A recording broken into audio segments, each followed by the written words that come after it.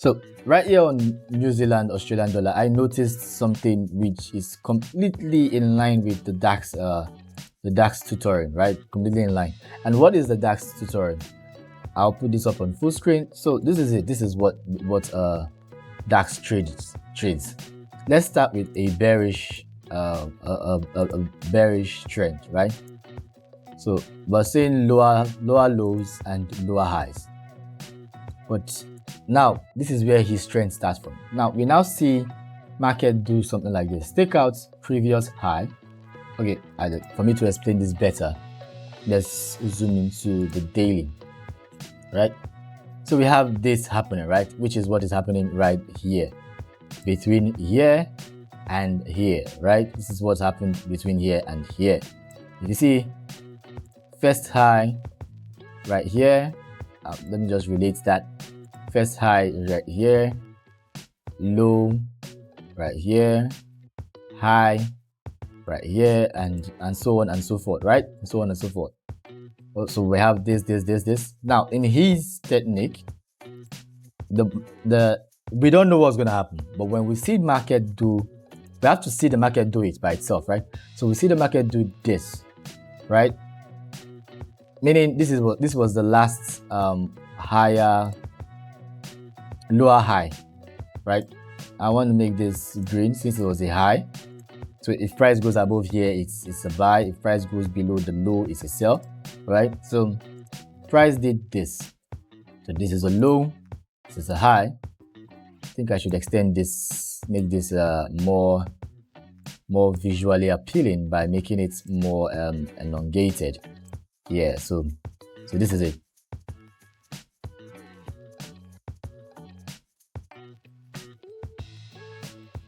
All right, so when price goes above this high, right, a lot of people will say we've experienced a change in a change of character, which is a change of character in the market, a change of break of structure. Actually, this is just a break of structure, not a change of character. This is something called break of structure. Let me put that down here. So BOS, break of structure. So most people will say we already have break of structure, BOS, right? Because price is no longer giving higher lows, higher highs, or lower lows and lower highs anymore. It just took out one higher low, one lower high, sorry. Now, for QMC, right, I'm putting it here. There's a QMC. There's also, I didn't write that. There's QMC, there's QMR. Both of them are both Quasimodo techniques, but one is continuation, the other is reversal. So Quasimodo continuation and Quasimodo reversal. Let's just write it like this, so it's just under 3 words. So Quasimodo continuation and reversal, but this is how it happens. There's the reversal before the continuation. Now the reversal is, what you do is, when you see this happens, right? When you see this happen, most traders are, I didn't use the right text prompt. I'm supposed to use the normal text box to do that. So normal text box, putting that above this point here. Oh no, actually no need. I need to just use this instead, right? I could just use this instead. All right.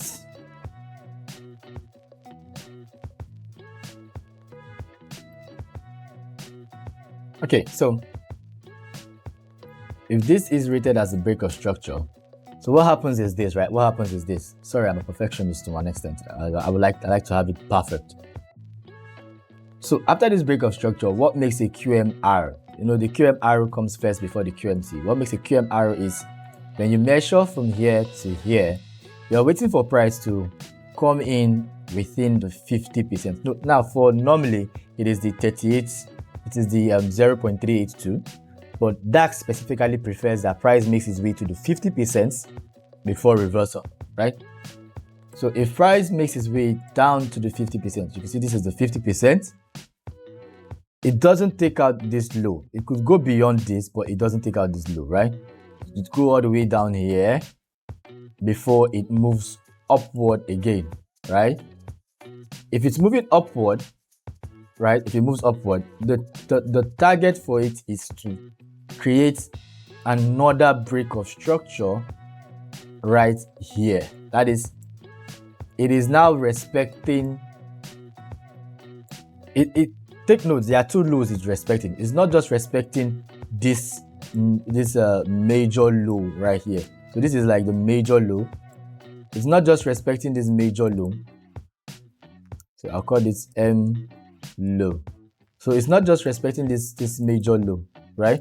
It's also respecting this low that was made here before, right? So this is Quasimodo reversal. So people usually place their trade when they see this happen after this break of structure.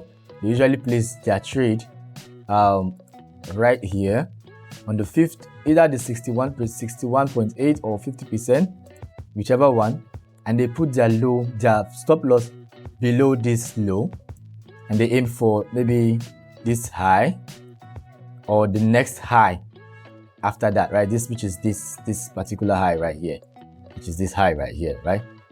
So they could be aiming for one of this, or based on their calculation, they could have a set risk to reward ratio, which could be 2, 3, 1.5, whatever it could be, name it.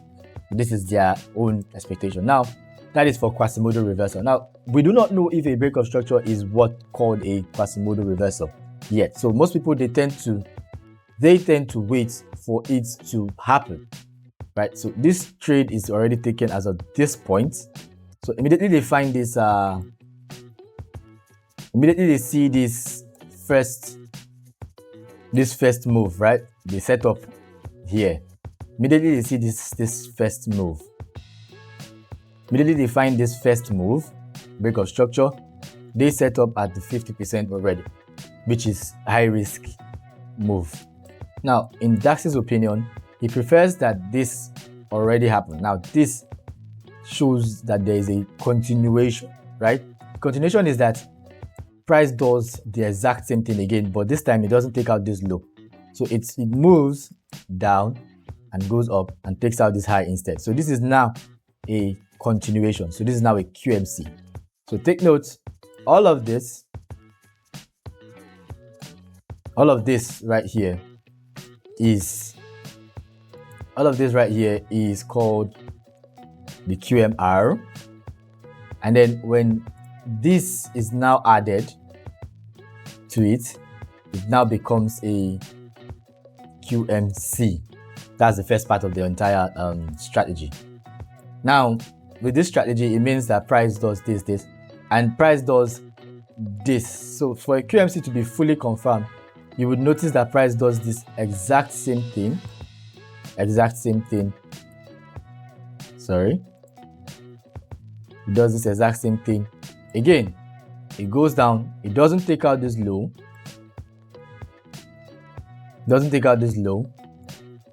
And then it goes up again.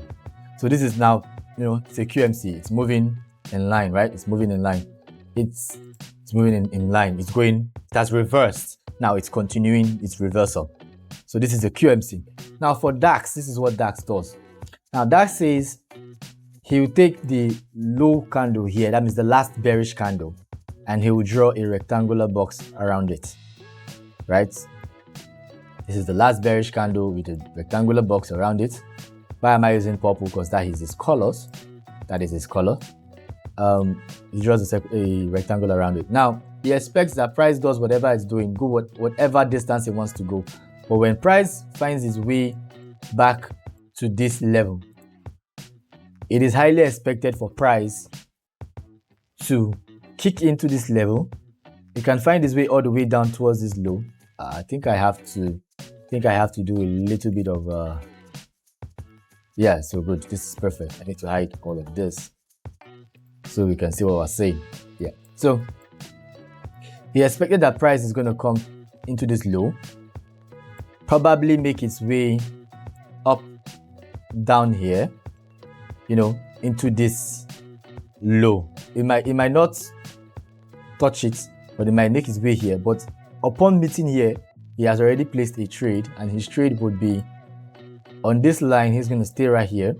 Stop loss below this, so it could be here, would be here, but he likes to give it breathing space, so he likes to put it somewhere around here.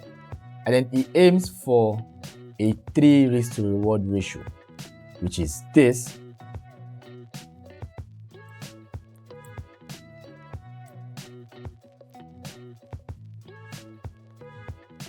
Which is this. So he aims for 3 risk to reward ratio. And then he expects price to do whatever it does, but not go beyond this position before it starts to make its way up for his take. That is his expectation. So all of this, putting all this knowledge right now into the chart, right? Putting all of this knowledge into the chart, I use the zigzag indicator, and I just saw this the other day. Now this is the indicator, zigzag indicator, and it's clearly showing. In fact, I do not know why I deleted all of that. Let me just put it all back. Yeah, let me just put it all back. So if I remove all of this, clearly, the zigzag indicator is literally showing the exact pattern right here. You see the up, down, up, take out high, which is this high. So first BOS break of structure. Come down, doesn't take out the low, doesn't take out this low either.